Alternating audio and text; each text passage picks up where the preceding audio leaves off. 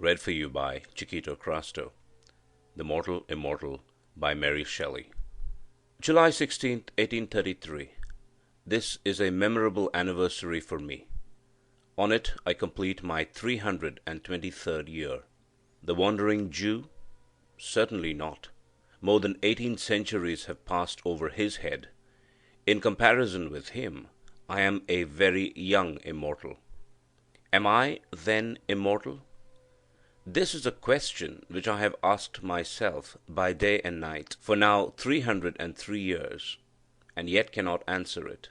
I detected a grey hair amidst my brown locks this very day. That surely signifies decay. Yet it may have remained concealed there for 300 years, for some persons have become entirely white-headed before 20 years of age. I will tell my story, and my reader shall judge for me. I will tell my story, and so contrive to pass some few hours of a long eternity, become so wearisome to me. Forever? Can it be? To live forever? I have heard of enchantments in which victims were plunged into a deep sleep, to wake after 100 years as fresh as ever.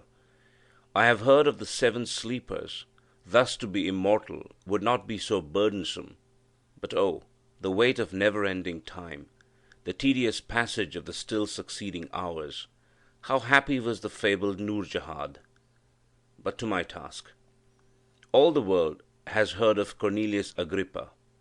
His memory is as immortal as his arts have made me. All the world has also heard of his scholar, who unawares raised the foul fiend during his master's absence, and was destroyed by him. The report, true or false, of this accident was attended with many inconveniences to the renowned philosopher. All his scholars at once deserted him. His servants disappeared. He had no one near him to put coals on his ever-burning fires while he slept, or to attend to the changeful colors of his medicines while he studied.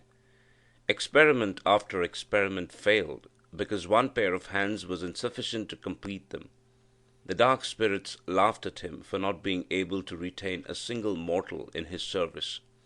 I was then very young, very poor, and very much in love.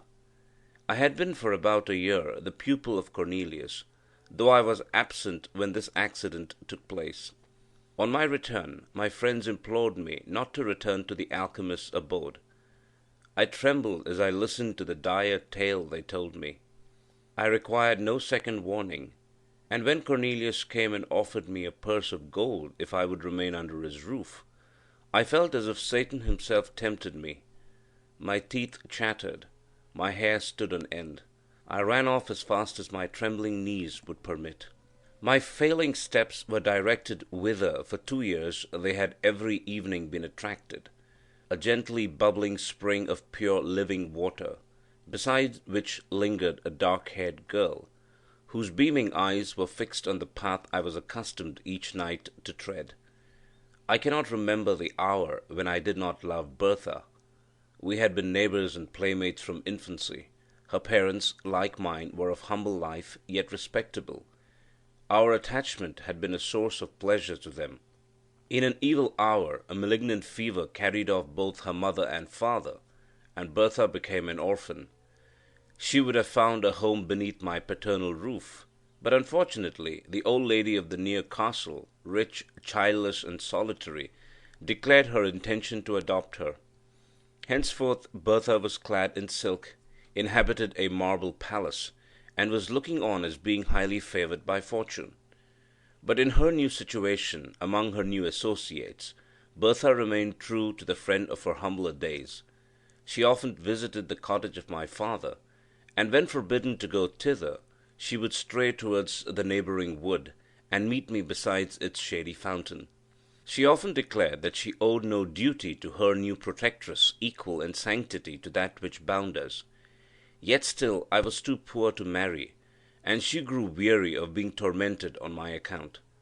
She had a haughty but an impatient spirit, and grew angry at the obstacle that prevented our union. We met now after an absence, and she had been sorely beset while I was away. She complained bitterly, and almost reproached me for being poor. I replied hastily, I am honest if I am poor. Were I not, I would soon become rich. This exclamation produced 1,000 questions. I feared to shock her by owning the truth, but she drew it from me, and then, casting a look of disdain on me, she said, "You pretend to love, and you fear to face the devil for my sake?" I protested that I only dreaded to offend her, while she dwelt on the magnitude of the reward that I should receive. Thus encouraged, shamed by her, led on by love and hope, laughing at my later fears, with quick steps and a light heart, I returned to accept the offer of the alchemist, and was instantly installed in my office. A year passed away. I became possessed of no insignificant sum of money. Custom had banished my fears. In spite of the most painful vigilance, I had never detected the trace of a cloven foot, nor was the studious silence of our abode ever disturbed by demoniac howls. I still continued my stolen interviews with Bertha, and hope dawned on me. Hope, but not perfect joy, for Bertha fancied that love and security were enemies, and her pleasure was to divide them in my bosom. Though true of heart, she was something of a coquette in manner. I was jealous as a Turk. She slighted me in 1,000 ways, yet would never acknowledge herself to be in the wrong. She would drive me mad with anger, and then force me to beg her pardon. Sometimes she fancied that I was not sufficiently submissive, and then she had some story of a rival, favoured by her protectress. She was surrounded by silk-clad youths, the rich and the gay. What chance had the sad-robed scholar of Cornelius compared with these? On one occasion the philosopher made such large demands upon my time that I was unable to meet her as I was wont. He was engaged in some mighty work, and I was forced to remain day and night, feeding his furnaces and watching his chemical preparations. Bertha waited for me in vain at the fountain. Her haughty spirit fired at this neglect, and when at last I stole out during a few short minutes allotted to me for slumber, and hoped to be consoled by her, she received me with disdain, dismissed me in scorn, and vowed that any man should possess her hand rather than he who could not be in 2 places at once for her sake.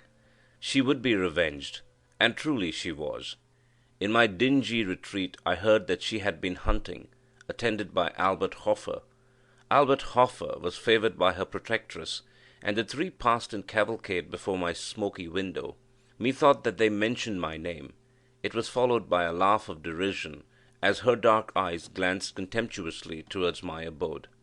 Jealousy, with all its venom and all its misery, entered my breast. Now I shed a torrent of tears, to think that I should never call her mine, and anon I imprecated 1,000 curses on her inconstancy. Yet still I must stir the fires of the alchemist, still attend on the changes of his unintelligible medicines. Cornelius had watched for 3 days and nights, nor closed his eyes. The progress of his alembics was slower than he expected. In spite of his anxiety, sleep waited upon his eyelids. Again and again he threw off drowsiness with more than human energy. Again and again it stole away his senses. He eyed his crucibles wistfully. "Not ready yet," he murmured.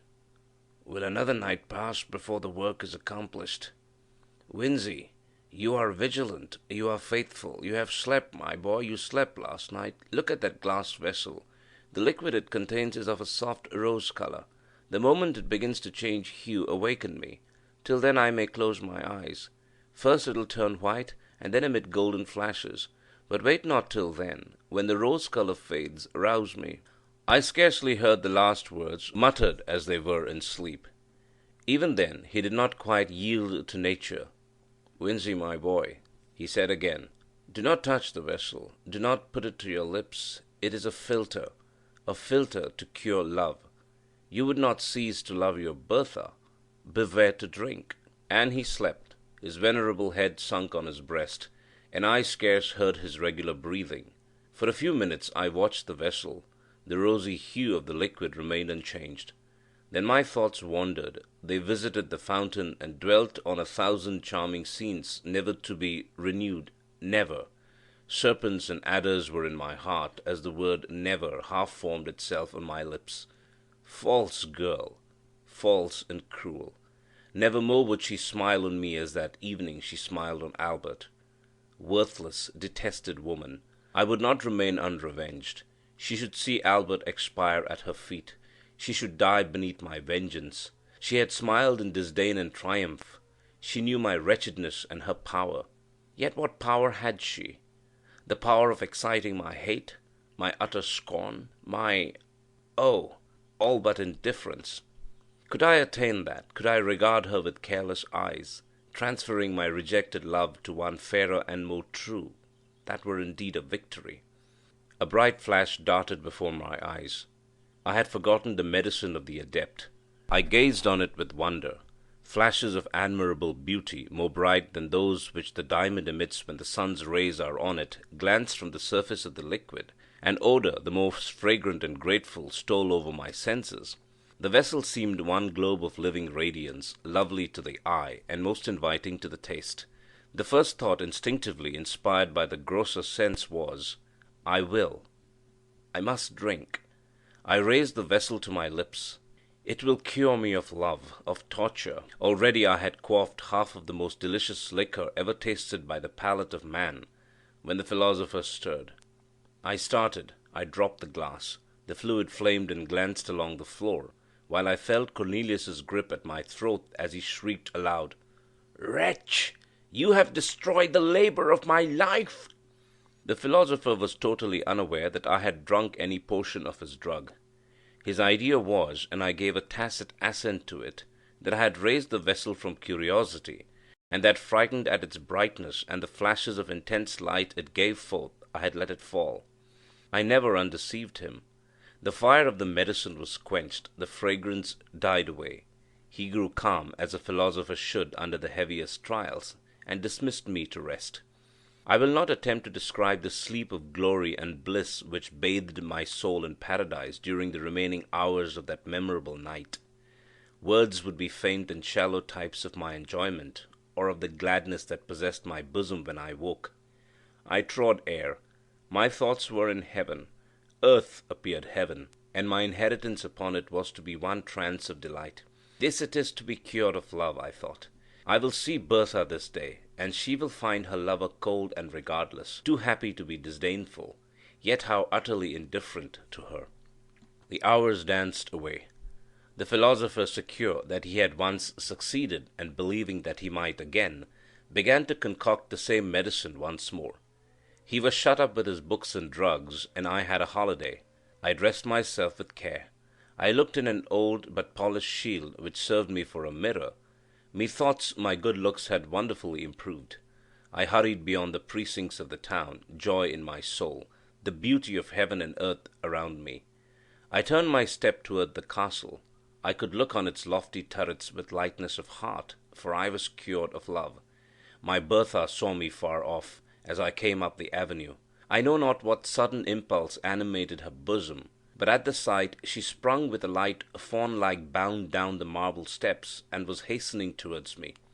But I had been perceived by another person. The old high-born hag, who called herself her protectress, and was her tyrant, had seen me also. She hobbled, panting, up the terrace. A page as ugly as herself held up her train, and fanned her as she hurried along, and stopped my fair girl with a "How now, my bold mistress? Whither so fast? Back to your cage? Hawks are abroad." Bertha clasped her hands. Her eyes were still bent on my approaching figure. I saw the contest. How I abhorred the old crone who checked the kind impulses of my Bertha's softening heart. Hitherto respect for her rank had caused me to avoid the lady of the castle. Now I disdained such trivial considerations. I was cured of love, and lifted above all human fears. I hastened forwards, and soon reached the terrace. How lovely Bertha looked, her eyes flashing fire, her cheeks glowing with impatience and anger. She was 1,000 times more graceful and charming than ever. I no longer loved, oh no, I adored, worshipped, idolized her. She had that morning been persecuted, with more than usual vehemence, to consent to an immediate marriage with my rival. She was reproached with the encouragement that she had shown him. She was threatened with being turned out of doors with disgrace and shame. Her proud spirit rose in arms at the threat. But when she remembered the scorn she had heaped upon me, and how perhaps she had thus lost one whom she now regarded as her only friend. She wept with remorse and rage. At that moment I appeared. "Oh, Winzy!" she exclaimed, "take me to your mother's cot. Swiftly let me leave the detested luxuries and wretchedness of this noble dwelling. Take me to poverty and happiness." I clasped her in my arms with transport.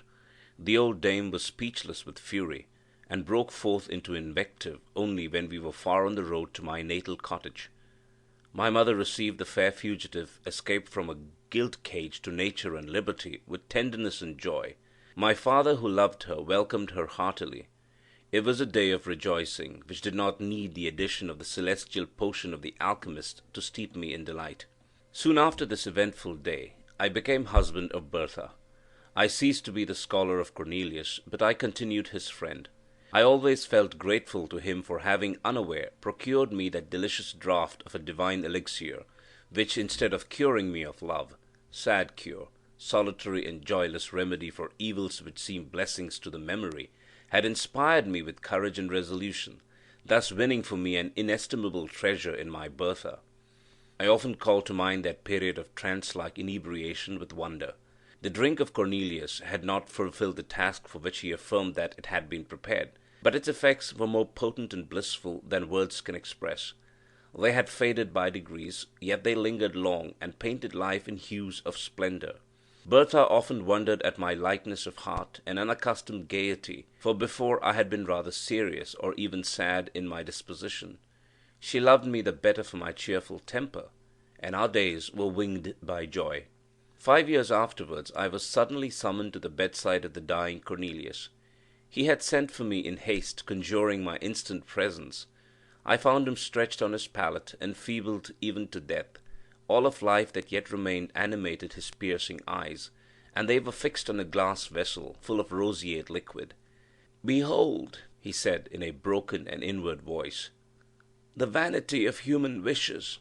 A second time my hopes are about to be crowned. A second time they are destroyed. Look at that liquor. You may remember 5 years ago I had prepared the same with the same success. Then as now my thirsting lips expected to taste the immortal elixir. You dashed it from me, and at present it is too late." He spoke with difficulty, and fell back on his pillow. I could not help saying, "How, revered master, can a cure for love restore you to life?" A faint smile gleamed across his face as I listened earnestly to his scarcely intelligible answer. "A cure for love and for all things, the elixir of immortality. Ah, if now I might drink, I should live for ever." As he spoke, a golden flash gleamed from the fluid. A well-remembered fragrance stole over the air. He raised himself, all weak as he was. Strength seemed miraculously to re-enter his frame. He stretched forth his hand. A loud explosion startled me. A ray of fire shot up from the elixir, and the glass vessel which contained it was shivered to atoms. I turned my eyes towards the philosopher. He had fallen back. His eyes were glassy, his features rigid. He was dead. But I lived, and was to live for ever. So said the unfortunate alchemist, and for a few days I believed his words. I remembered the glorious intoxication that had followed my stolen draught. I reflected on the change I had felt in my frame, in my soul, the bounding elasticity of the one, the buoyant lightness of the other. I surveyed myself in a mirror, and could perceive no change in my features during the space of the 5 years which had elapsed. I remembered the radiant hues and grateful scent of that delicious beverage, worthy the gift it was capable of bestowing. I was, then, immortal. A few days after, I laughed at my credulity. The old proverb that a prophet is least regarded in his own country was true with respect to me and my defunct master. I loved him as a man. I respected him as a sage, but I derided the notion that he could command the powers of darkness, and laughed at the superstitious fears with which he was regarded by the vulgar. He was a wise philosopher, but had no acquaintance with any spirits but those clad in flesh and blood. His science was simply human, and human science, I soon persuaded myself, could never conquer nature's laws so far as to imprison the soul for ever within its carnal habitation. Cornelius had brewed a soul-refreshing drink, more inebriating than wine, sweeter and more fragrant than any fruit. It possessed probably strong medicinal powers, imparting gladness to the heart and vigor to the limbs, but its effects would wear out. Already they were diminished in my frame. I was a lucky fellow to have quaffed health and joyous spirits, and perhaps a long life, at my master's hands. But my good fortune ended there. Longevity was far different from immortality. I continued to entertain this belief for many years. Sometimes a thought stole across me. Was the alchemist indeed deceived?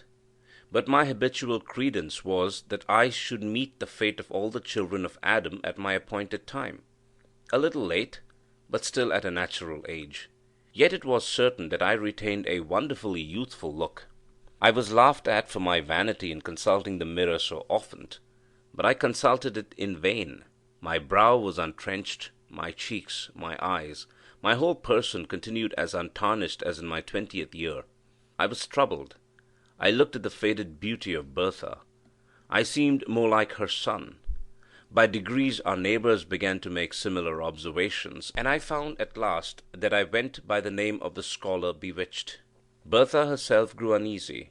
She became jealous and peevish, and at length she began to question me. We had no children. We were all in all to each other, and though as she grew older her vivacious spirit became a little allied to ill temper, and her beauty sadly diminished, I cherished her in my heart as the mistress I idolized, the wife I had sought and won with such perfect love. At last our situation became intolerable. Bertha was 50, I 20 years of age. I had, in very shame, in some measure, adopted the habits of advanced age. I no longer mingled in the dance among the young and gay, but my heart bounded along with them while I restrained my feet, and a sorry figure I cut among the nesters of our village. But before the time I mention, things were altered. We were universally shunned. We were, at least I was, reported to have kept up an iniquitous acquaintance with some of my former master's supposed friends. Poor Bertha was pitied, but deserted. I was regarded with horror and detestation. What was to be done? We sat by our winter fire. Poverty had made itself felt, for none would buy the produce of my farm, and often I had been forced to journey 20 miles to some place where I was not known, to dispose of our property. It is true, we had saved something for an evil day. That day was come. We sat by our lone fireside, the old-hearted youth and his antiquated wife. Again Bertha insisted on knowing the truth. She recapitulated all she had ever heard said about me, and added her own observations. She conjured me to cast off the spell. She described how much more comely grey hairs were than my chestnut locks. She descanted on the reverence and respect due to age, how preferable to the slight regard paid to mere children. Could I imagine that the despicable gifts of youth and good looks outweighed disgrace, hatred, and scorn? Nay, in the end I should be burnt as a dealer in the black art, while she, to whom I had not deigned to communicate any portion of my good fortune, might be stoned as my accomplice. At length she insinuated that I must share my secret with her, and bestow on her like benefits to those I myself enjoyed, or she would denounce me, and then she burst into tears. Thus beset, methought it was the best way to tell the truth. I revelled it as tenderly as I could, and spoke only of a very long life, not of immortality, which representation indeed coincided best with my own ideas. When I ended, I rose and said, "And now, my Bertha, will you denounce the love of your youth? You will not, I know. But it is too hard, my poor wife, that you should suffer for my ill luck and the accursed arts of Cornelius. I will leave you. You have wealth enough, and friends will return in my absence. I will go, young as I seem and strong as I am. I can work and gain my bread among strangers, unsuspected and unknown. I loved you in youth. God is my witness that I would not desert you in age, but that your safety and happiness require it." I took my cap and moved toward the door. In a moment Bertha's arms were round my neck, and her lips were pressed to mine. "No, my husband, my Winzy," she said, "you shall not go alone. Take me with you. We will remove from this place, and as you say, among strangers we shall be unsuspected and safe. I am not so old as quite to shame you, my Winzy, and I dare say the charm will soon wear off, and with the blessing of God you will become more elderly looking, as is fitting. You shall not leave me." I returned the good soul's embrace heartily. "I will not, my Bertha, but for your sake I had not thought of such a thing. I will be your true, faithful husband while you are spared to me, and do my duty by you to the last." The next day we prepared secretly for our emigration. We were obliged to make great pecuniary sacrifices. It could not be helped. We realized a sum sufficient at least to maintain us while Bertha lived, and without saying adieu to any one, quitted our native country to take refuge in a remote part of western France. It was a cruel thing to transport poor Bertha from her native village, and the friends of her youth, to a new country, new language, new customs. The strange secret of my destiny rendered this removal immaterial to me. But I compassionated her deeply, and was glad to perceive she found compensation for her misfortunes in a variety of little ridiculous circumstances. Away from all telltale chroniclers, she sought to decrease the apparent disparity of our ages by 1,000 feminine arts, rouge, youthful dress, and assumed juvenility of manner. I could not be angry. Did I not myself wear a mask? Why quarrel with hers because it was less successful? I grieved deeply when I remembered that this was my Bertha, whom I had loved so fondly and won with such transport, the dark-eyed, dark-haired girl, with smiles of enchanting archness and a step like a fawn, this mincing, simpering, jealous old woman. I should have revered her grey locks and withered cheeks, but thus. It was my work, I knew, but I did not the less deplore this type of human weakness. Her jealousy never slept. Her chief occupation was to discover that, in spite of outward appearances, I was myself growing old. I verily believe that the poor soul loved me truly in her heart, but never had woman so tormenting a mode of displaying fondness. She would discern wrinkles in my face and decrepitude in my walk, while I bounded along in youthful vigor, the youngest looking of 20 youths. I never dared address another woman. On one occasion, fancying that the belle of the village regarded me with favouring eyes, she brought me a grey wig. Her constant discourse among her acquaintance was, that though I looked so young, there was ruin at work within my frame. She affirmed that the worst symptom about me was my apparent health. My youth was a disease, she said, and I ought at all times to prepare, if not for a sudden and awful death, at least to awaken some morning white-headed and bowed down with all the marks of advanced years. I let her talk. I often joined in her conjectures. Her warnings chimed in with my never-ceasing speculations concerning my state, and I took an earnest though painful interest in listening to all that her quick wit and excited imagination could say on the subject. Why dwell on these minute circumstances? We lived on for many long years. Bertha became bedrid and paralytic. I nursed her as a mother might a child. She grew peevish and still harped upon one string, of how long I should survive her. It has ever been a source of consolation to me that I performed my duty scrupulously towards her. She had been mine in youth, she was mine in age, and at last, when I heaped the sod over her corpse, I wept to feel that I had lost all that really bound me to humanity. Since then, how many have been my cares and woes, how few and empty my enjoyments! I pause here in my history. I will pursue it no further. A sailor without rudder or compass, tossed on a stormy sea, a traveller lost on a widespread heath, without landmark or stone to guide him. Such I have been, more lost, more hopeless than either. A nearing ship, a gleam from far caught, may save them, but I have no beacon except the hope of death.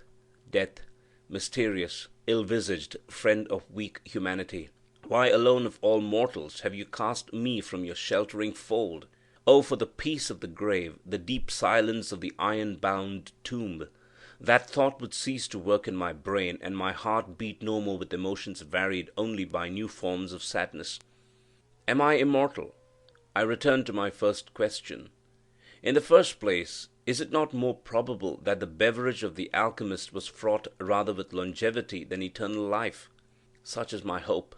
And then be it remembered that I only drank half of the potion prepared by him. Was not the whole necessary to complete the charm? To have drained half the elixir of immortality is to be half immortal. My forever is thus truncated and null.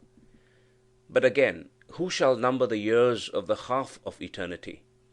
I often try to imagine by what rule the infinite may be divided. Sometimes I fancy age advancing upon me. One gray hair I have found. Fool! Do I lament? Yes, the fear of age and death often creeps coldly into my heart. And the more I live, the more I dread death, even while I abhor life. Such an enigma is man, born to perish when he wars, as I do, against the established laws of his nature. But for this anomaly of feeling surely I might die. The medicine of the alchemist would not be proof against fire, sword, and the strangling waters. I have gazed upon the blue depths of many a placid lake, and the tumultuous rushing of many a mighty river, and have said, Peace inhabits those waters. Yet I have turned my steps away, to live yet another day. I have asked myself whether suicide would be a crime in one to whom thus only the portals of the other world could be opened. I have done all except presenting myself as a soldier or duellist, an objection of destruction to not my fellow mortals, and therefore I have shrunk away. They are not my fellows. The inextinguishable power of life in my frame, and their ephemeral existence, places us wide as the poles asunder. I could not raise a hand against the meanest or the most powerful among them.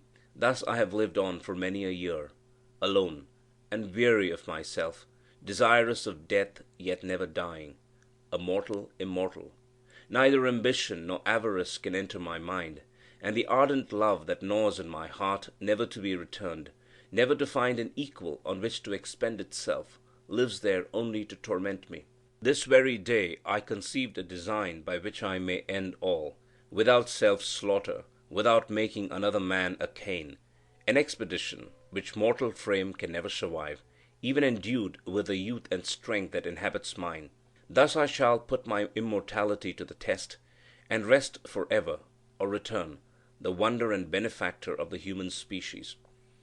Before I go, a miserable vanity has caused me to pen these pages. I would not die, and leave no name behind. 3 centuries have passed since I quaffed the fatal beverage. Another year shall not elapse before, encountering gigantic dangers, warring with the powers of frost in their home, beset by famine, toil, and tempest, I yield this body, too tenacious a cage for a soul which thirsts for freedom, to the destructive elements of air and water. Or, if I survive, my name shall be recorded as one of the most famous among the sons of men, and my task achieved, I shall adopt more resolute means, and, by scattering and annihilating the atoms that compose my frame, set at liberty the life imprisoned within, and so cruelly prevented from soaring from this dim earth to a sphere more congenial to its immortal essence.